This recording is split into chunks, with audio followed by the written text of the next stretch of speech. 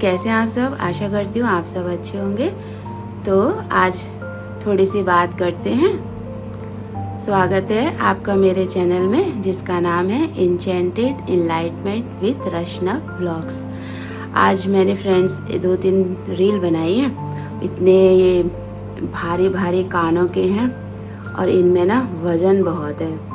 तो मैंने पहन रखे थे। अब मेरे कान में इस साइड वाला कान ऐसा लग रहा था कि बहुत ही ज़्यादा दर्द हो रहा था, क्योंकि सालों साल हो गए मैंने कभी ये सारी चीज़ें यूज़ नहीं की। सत्संग से जुड़ गई ना तो फिर एकदम सिंपल ही रहती थी।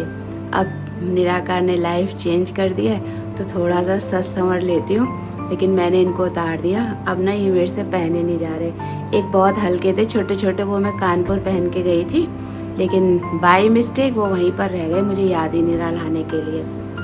तो आज बात करते हैं कुछ दिल की। आपके माँ हो या पिता हो, आपके बड़े भाई हो, आपकी बहन हो, आपका फैमिली मेम्बर हो कोई भी, और वो आपके घर में रहता हो और आप भी उसी फैमिली के मेम्बर हो, अपने भाई से अटैच हो, अपनी सिस्टर से अटैच हो, अपने फादर से अटैच हो, अपनी माँ से अटैच हो, और माँ की भी फैमिली, जैसे माँ की सिस्टर समझ लीजिए, वो अदर घर में रहती है, और जो हमारे जैसे जिसके जो पिता हैं उन पिता के भी जो ब्रदर हों, सिस्टर हों, उनकी रिलेशन के वो अदर घर में रहते हों। और फिर जब आपसे, जिससे आप अटैच हैं, जो आपके घर में रहता है, चाहे वो आपकी बहन हो, भाई हो, माँ हो, पिता हो, वो जब आपसे ये बोलें कि वहाँ पर जाओ, वो घर बहुत अच्छा है, ये घर अच्छा नहीं है, कैसा लगेगा आपको? अच्छा लगेगा? नहीं लगेगा ना। तो आपको कैसा लगेगा? अच्छा नहीं लगेगा ना। ऐसे ही दोस्तों, जैसे हमारे संसार के माता होते हैं, पिता होते हैं, या इन लॉज वाली फैमिली होती है जहाँ हम शादी करके जाते हैं, वो हमारी फैमिली बन जाती है। इसी तरह सत्संग की भी हमारी फैमिली बन जाती है। और यकीन मानिए, हमारी जो ब्लड रिलेशन होते हैं ना, उससे कहीं ज़्यादा सत्संग की फैमिली को हम अपना समझने लगते हैं, उनसे प्यार करने लगते हैं। ऐसा ही मेरे साथ भी हुआ। तो क्योंकि मैं बहुत ही छोटी उम्र में शादी करके आ गई थी, तो मुझे मेरी सास ने बोला कि यही तुम्हारी फैमिली है। और उस छोटी सी उम्र में मैंने कुछ नहीं देखा था, ना मुझे कुछ पता था, और मैंने दिल से उस फैमिली को अपना मान लिया, जो रिश्ता में एक लंबे टाइम तक मेरी सास के ना रहने पर भी सालों साल निभाती आई। लेकिन बुरा तभी लगा ना कि जब किसी ने उसी घर के लिए खराब बोला। मेरे साथ जा रही थी, अब मैं सोचती हूँ बताऊँ ना बताऊँ, लेकिन मैं ब्लॉगिंग करती हूँ। सच के लिए ये रास्ता बहुत अच्छा है, अपनी बात बोलने के लिए ये ज़रिया बहुत अच्छा है, और निराकार ने मुझे प्रेरणा दी, तो मैं इसका पूरा का पूरा यूज़ करूँगी, भरपूर यूज़ करूँगी अपनी बात रखने के लिए। तो हमारे यहाँ जो संस्था में जो गद्दी पर बैठती है ना, वो गद्दी पर बैठी थी। एक दिन हम लोग जा रहे थे, तो उन्होंने मेरे से बोला कि हमने ना, वो यहाँ सत्संग में आती थी ना, हमने उसको बोला तुम अदर सत्संग में जाओ, वहीं तुम्हारा उद्धारा होगा। उद्धारा, बड़ी पीड़ा हुई मन को। बोला कुछ नहीं, क्योंकि गुरु मानते थे, तो गुरु जो कह दे सजदा करना है उनकी बात को।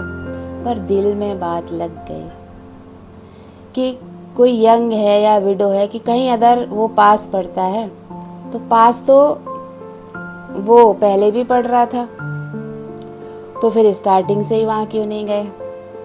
और अगर जाना भी है, चलो ठीक है, पास पड़ता है, आपको दिक्कत होती है, ठीक है आप जाइए, कोई मना नहीं है, अच्छी बात है, योगियों को कम परेशानी हो। मगर ये लाइन कि तुम वहीं जाओ, वहीं तुम्हारा उद्धारा होगा।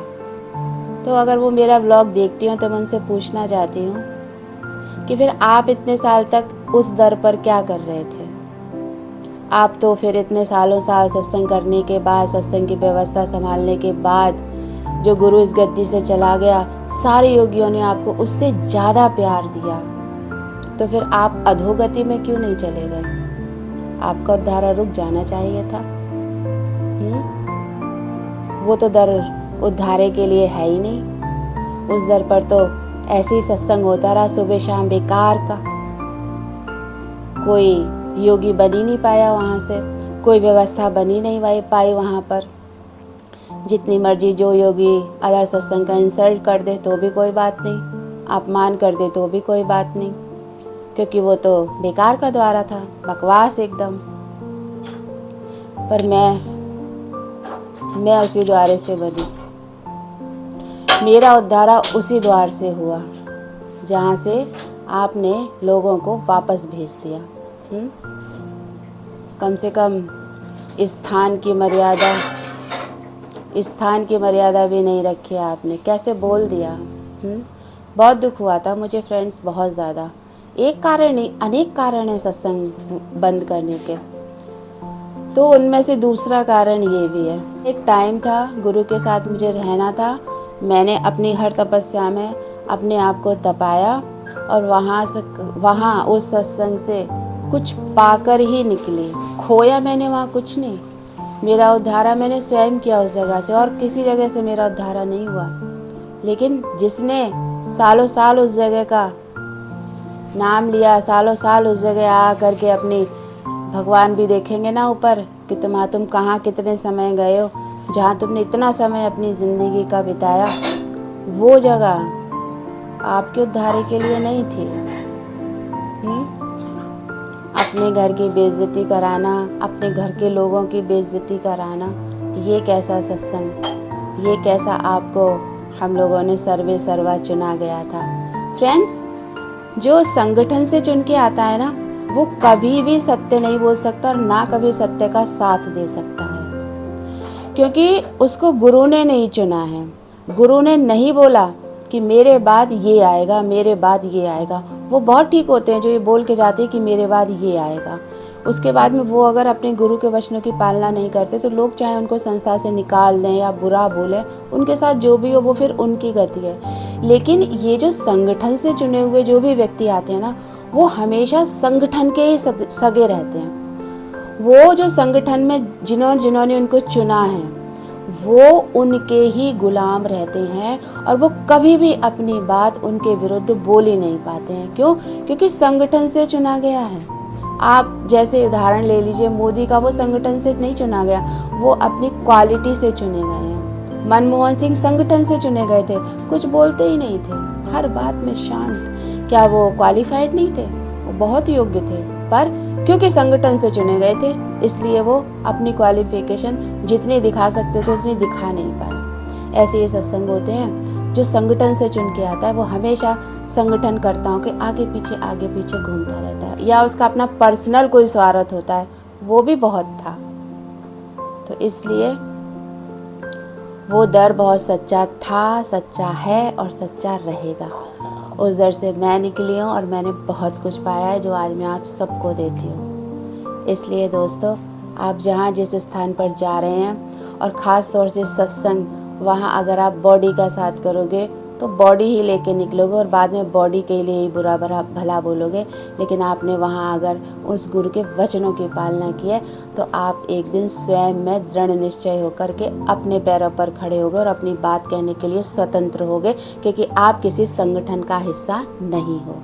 मैं भी जब तक संगठन का हिस्सा थी तब तक मैं कुछ नहीं बोल पाती थी। इसलिए ना कि इतने बड़े बड़े लोग हैं, इतने ज्ञानी महाज्ञानी लोग, और मेरी तो तबीयत भी वैसे ही बहुत ख़राब रहती थी, मैं सब देखती रहती थी पर बोलती कुछ नहीं थी। और जब मैंने अपने घर के लिए, अपने उस दर के लिए आवाज़ उठाई कि यहाँ भी अच्छा हो सकता है, यहाँ भी सब कुछ अच्छा हो सकता है, लेकिन वो रास नहीं आया किसी को और मुझे ही बुरा बना करके, इसीलिए मैंने सत्संग बंद कर दिया। वरना मेरी तबीयत तो वैसे भी ख़राब होती थी, सालों साल सत्संग चलता था, मैं नीचे झांकती तक नहीं थी कि नीचे क्या हो रहा है क्या नहीं हो रहा है, क्योंकि विश्वास था, प्रेम था, परिवार था, सब कुछ सौंप रखा था कि आप जैसे मर्जी करिए, खोलिए, जाइए, बैठिए, सत्संग के बाद आधा घंटा बैठिए, 1 घंटा बैठिए, किसी से भी बात कीजिए, कोई मनाही नहीं।